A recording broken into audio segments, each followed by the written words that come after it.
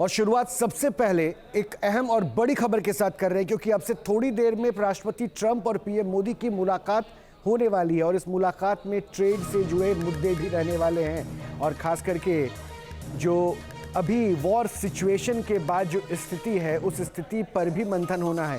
थोड़ी देर में राष्ट्रपति ट्रंप और पीएम मोदी की मुलाकात होगी और ये इस मुलाकात के मायने इसलिए भी बेहद खास हो जाते हैं क्योंकि बीच में जो तल्खियां दिखी है टैरिफ को लेकर, जिस तरह से ट्रंप ने भारत को हमेशा निशाने पर लिया है, उसके बाद जो गतिरोध की स्थिति सी ऐसी बन गई थी जैसा लग रहा था कि अमेरिका और भारत के बीच में रिश्तों में वो गर्मजोशी की कमी दिख रही है, वो इस मुलाकात से दूर होने की उम्मीद की जा सकती है और एक नए अध्याय के साथ रिश्तों की शुरुआत हो सकती है। मधुरेंद्र और अपडेट देंगे। मधुरेंद्र, ये मुलाकात कैसे अहम देखें?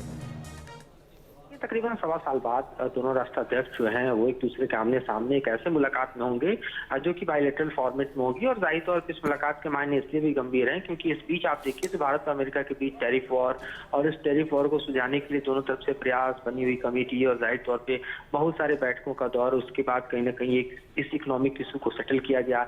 लेकिन इसके साथ ही देखिए तो पाकिस्तान के साथ अमेरिका की जो दोस्ती बढ़ी है और खासतौर से आप देखिए बीच बीच में ट्रंप ने जिस तरह से सीज फायर को लेकर इंडिया पाकिस्तान के बीच जो है वो पाकिस्तान का एक तरह से पक्ष रखा, वो भी अपने आप में भारत को नागवार गुजरा। और साथ ही आप देखिए तो अभी करंट इशू में जिस तरह से हॉर्मुज में अमेरिकी फायरिंग में 3 भारतीय मारे गए, उस पर भी दरअसल विदेश मंत्री ने अपनी सती प्रतिक्रिया जताई।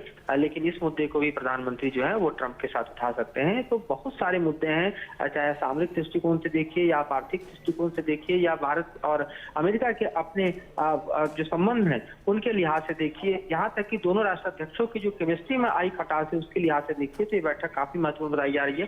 तकरीबन आधे घंटे बैठक चलेगी और जाहिर तौर पर इसका आउटकम क्या होंगे इस पर सबकी निगाहें टिकी होंगी। लेकिन मधुरेंद्र, इस बात को हम नहीं नकार सकते ना कि अनप्रेडिक्टेबल कैरेक्टर है राष्ट्रपति ट्रंप का। वो कहते कुछ है, करते कुछ हैं, तो इस बात का भी ध्यान तो होगा ही।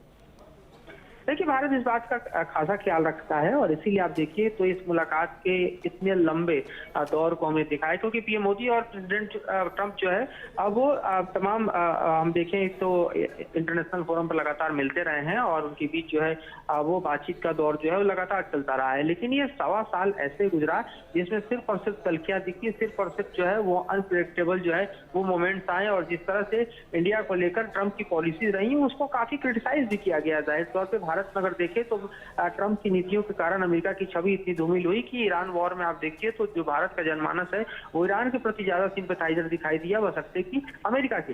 तो ऐसी स्थिति में आप देखिए तो ट्रंप ने अपना जो नुकसान किया भारत की जमीन पर वो दरअसल एक मुलाकात से तो उसकी भरपाई नहीं हो सकती। लेकिन जाहिर है दोनों राष्ट्राध्यक्ष बैठ रहे हैं, तमाम ऐसे मुद्दे हैं जिस पर बातचीत होगी, जैसा कि आर्थिक और सामरिक खास तौर पर दोनों देशों के हितों की बात करें तो ऐसे में जो आउटकम्स है वो काफी मायने रखते हैं और उसी आउटकम्स की जरूरत जो है अभी महसूस की जाएगी इस बैठक के ठीक बाद। अच्छा मधुरेंद्र, पहलू ये भी है कि रशिया से जो भारत ऑयल खरीद रहा है, जिस पे स्टैंड इंडिया ने हमेशा क्लियर करके रखा है कि भाई हम अपने देश की ज़रूरतों के लिए किसी से भी खरीदारी कर सकते हैं। ये अलग बात है कि ट्रंप बार बार या फिर अमेरिका की तरफ से बार बार ये संदेश दिया जा रहा है कि इस सिचुएशन में रशिया से भारत ऑयल खरीद सके। क्या ये पॉइंट्स भी वहाँ पर आ सकता है? देखिए इस पॉइंट को लेकर डॉक्टर जयशंकर ने भी हाल ही में हमने देखा था हेलेंस्की में एक गंभीर बयान दिया था कि ये अमेरिका डिसाइड नहीं करेगा कि भारत किससे ऑयल खरीदे। और सबसे बड़ी बात यह है कि अमेरिका है जो कहता है कभी ऑयल खरीदो, कभी कहता है सैंक्शन लगा देंगे, लेकिन भारत अपने हितों को देखते हुए, अपनी ऊर्जा सुरक्षा को देखते हुए ही अपने फैसले लेगा। और जाहिर है कि इसमें भारत को कहां से और कैसे और किस दर पर तेल खरीदना है वो भारत को अपने निर्णय लेने होंगे। और जाहिर है इस निर्णय के पीछे सबसे बड़ा कारण होगा कि हमें सस्ता एनर्जी रिसोर्स कहाँ से मिलता है और ईज ऑफ बिजनेस कहाँ से है। तो ये एक बड़ा मुद्दा है जिसमें भारत अपनी हम कह सकते हैं कि स्वायत्ता चाहेगा और इसमें किसी भी तरह के इंटरफेरेंस जो है वो। अच्छा मधुरेंद्र, मैं आ रहा हूँ एक मिनट में। आपके पास एक बड़ी जानकारी मिल रही है। ट्रंप ने ईरान को चेतावनी दी है, अगर ईरान ठीक से पेश नहीं आया तो बम गिराएंगे।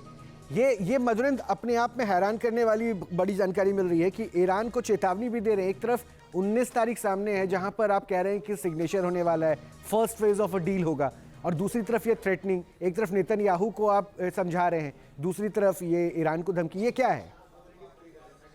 साइन होने में अभी 2 दिन बचे हैं और इस 2 दिन में क्या होगा और क्या गुजरेगा ये कहना बेहद मुश्किल है। जैसा कि आपने खुद कहा कि ट्रंप अनप्रेडिक्टेबल है और उनकी अनप्रेडिक्टेबिलिटी के कारण ही इस डील के जब तक हस्ताक्षर नहीं होते हैं और उसके बाद इम्प्लीमेंटेशन के भी चैलेंजेस है वो देखे जाएंगे, क्योंकि साफ तौर पर देखिए तो इस डील को ईरान अपनी विक्ट्री के तौर पे प्रोजेक्ट कर रहा है और अमेरिका इस वक्त बैकफुट पर खड़ा है। बैकफुट पर भी इसलिए क्योंकि जो अमेरिका चाहता था दरअसल डील के लिए, उन शर्तों में कहीं ना कहीं हम देख रहे हैं कि एक बड़ी ढील है, हालांकि उसका पब्लिक डोमेन में आना बाकी है, पर जो भी मीडिया के सोर्सेज के जरिए हवाले है तो उसे कहा जा सकता है कि न्यूक्लियर को लेकर अभी टॉक बाकी है। तो जिस न्यूक्लियर पर और न्यूक्लियर हथियारों को लेकर ये समूचा युद्ध लड़ा गया, उस न्यूक्लियर को लेकर कोई डील की स्थिति अभी तक नहीं बनी है।